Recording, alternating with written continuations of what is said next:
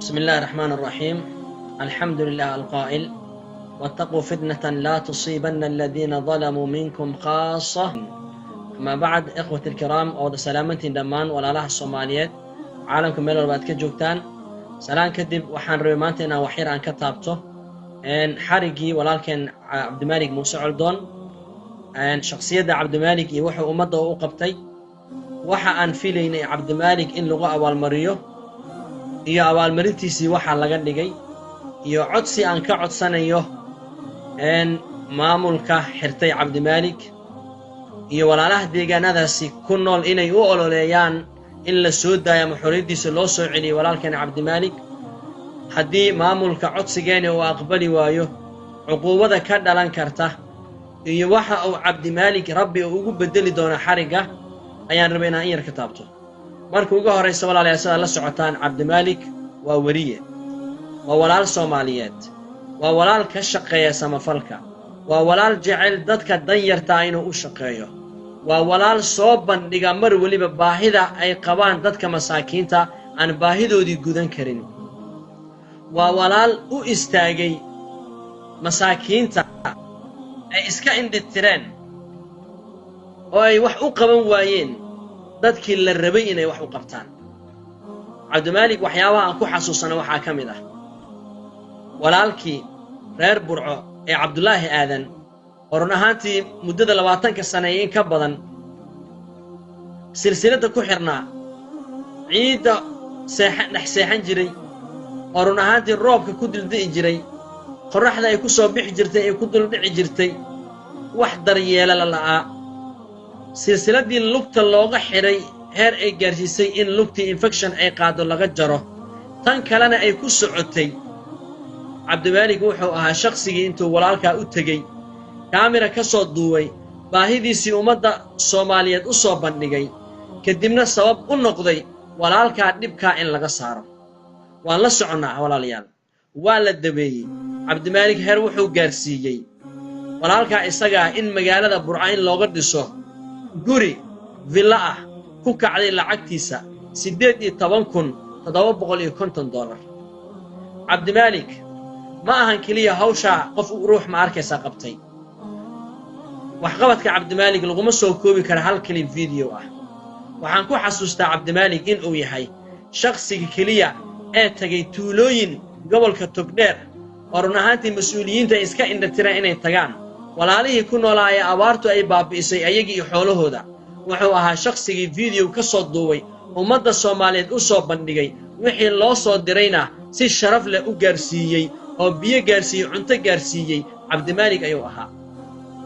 hawlahaas oo idin waxay ahaayeen hawlo laga rabay madaxda maanta Cabdi Malik xirtay inay qabtaan, way qaban waayeen. Cabdi Malik isagaa u istaagay. Cabdi Malik waxaan ku xasuustaa in badan dadka xanuunsan inuu guryahooda ugu tagi jiray oo ma arkaysa baahidooda uu soo bandhigi jiray. walaalaha Soomaaliyeed ee ka soo jawaabtay lacagaha ay u soo direen si sharaf leh ayuu ugu geen jiray Cabdi Malik. ruuxii u baahda caafimaadna wuxuu ahaa nin isbitaal geeya. Cabdi Malik wuxuu ahaa nin ummadda u nool ee ma ahayn nin naftiisa u nool ma ahayn. marka walaalaha sharafta lahow,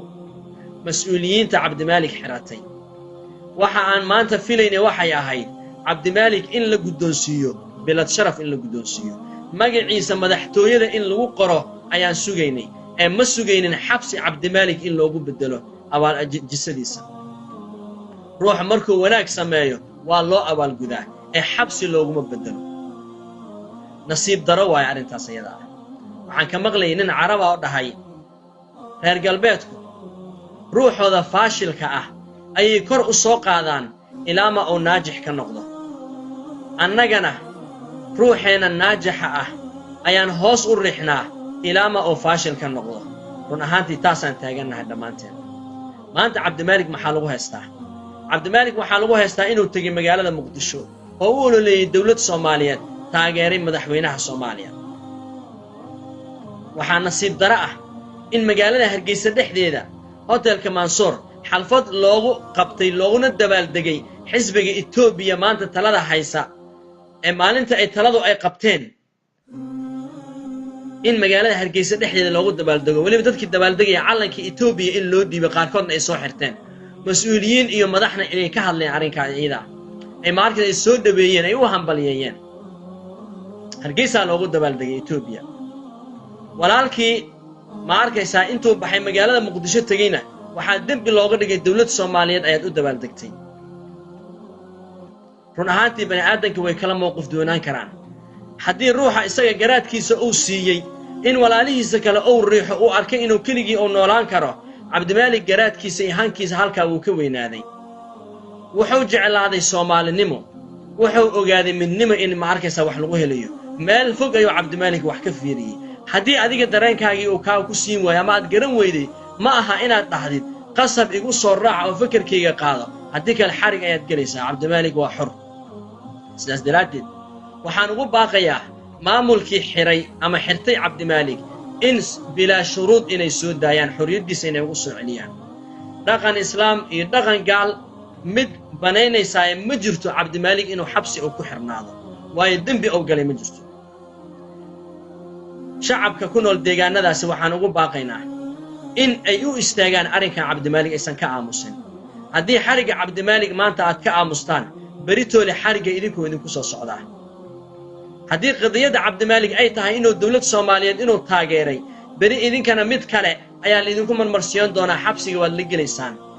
لكن هذه ما أنت من نماذج موجسان كعدان ورنيكا مسؤولية إله النصارى إنك قاضي أنه شقوي كنا جارك كم مشغولسن أنتوا بحي هوليه السحر مساكين تي وحقوق بنجري حارق مم تستين نك هالسود ده أنت هذه الله إذا عدد كعمستان والله بريتو لينك يديكوس صعطة وحن إنك عصنا إن أتكعدان أو أد حرق عبد الملك أتكقيلدان أو أد دولة الله هذا الشان إن عبد الملك السود ده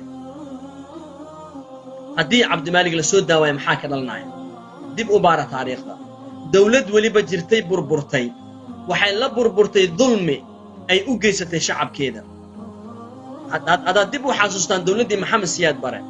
1975kii culimadii lagu laayay Soomaaliya 1988kii walaalihii reer Hargeysa ee la duqeeyay ee la laayay iyo culimo badan iyo shacab badan aan waxba galabsan oo xabsiyo lagu guray xoriyadoodii laga qaaday dulmigii dadkaasi loo geystay ayay dawladii Maxamed Siyaad Bare ku burburtay Iraq Libiya Syria waxa ay maanta la burbureen waa dulmi ay shacabkooda imaatada ay u geysteen hadaba ogow kama sharaf badnid ruux waliba shacabkiisa sida u dulmiya waxa u dambayn doonta in uu burburo Ilaahi Azza wa Jalla wuxuu leeyahay wattaqu fitnatan la tusibanna alladhina zalamu minkum khassa iska ilaaliya fitna ظلميجيدا أنا كويك عقوبتي أنا كويك هندونين أنت ظلمي سميس كليا بل أنت الدجاج كقوة النول في الندى عقوبتي كذا تاوي وذا سامين صح ما أنت والأركسان في الندى الدولة دي أي جيستي أنا قد نويني وذا ساميسي وقال مركارين كعبد الملك هدي لو استاجي وعقوبة كذا تا كي حري إيو كان ولي إيه كان كأموسي قدي وذا سامين صح وحاسه هو الأه isaga inuu Ilaahay cizi iyo sharaf u ka siinayo nabiga kaleey salaatu wasalaam wuxuu ruuxi la dulmiyaa ku samra Ilaahay cizi ayuu ka siinayaa nabi Ilaahay Yusuf ayaa daliil idinku filan waa nabi Ilaahay Yusuf kaleey salaam xabsi buu galay ceel ayaa lagu riday Ilaahay wuxuu ugu bedelay Rabbi Azza wa Jalla wuxuu ka dhigay nabi Ilaahay Yusuf boqor ayuu ka dhigay Ilaahay Azza wa Jalla waxaan u rajaynaynaa dulmiga walaalkeen la dulmiyay in uu cizi iyo sharaf inuu ka siiyo uu ka heli doonaa ولا لها ظلم جاستينا وحنقول باقينا إذن كو مهاتسن بلا شروط سودة يا ولكن روح بني آدم كوحور إياه وحق وكل إياه عدو دون إنه تاجره معها قفك فكر كيس إن لقوا عليه تمامه معها رجيم إكلية ترسنما أي نقول سعرك مرك إلهي هلا بقو حساب أياد دم بيسا عبد الملك هلا سودة